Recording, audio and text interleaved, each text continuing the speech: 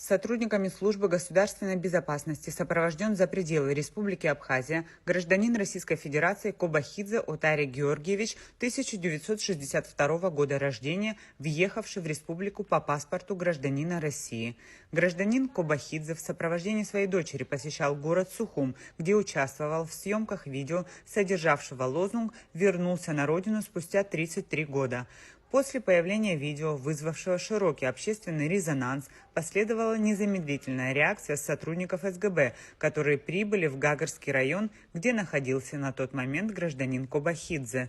Простите за дочку, за меня, за то, что она сняла, за то, что я тоже, не подумав, поставили в интернет.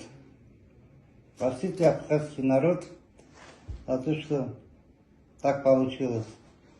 Ввиду того факта, что подобные видео оскорбляют патриотические чувства граждан Абхазии, а также во избежание конфликтных ситуаций, дальнейшего накала в обществе, Кобахидзе был сопровожден сотрудниками службы госбезопасности за пределы Республики Абхазия в Российскую Федерацию. В дальнейшем во въезде в страну гражданину Кобахидзе будет отказано.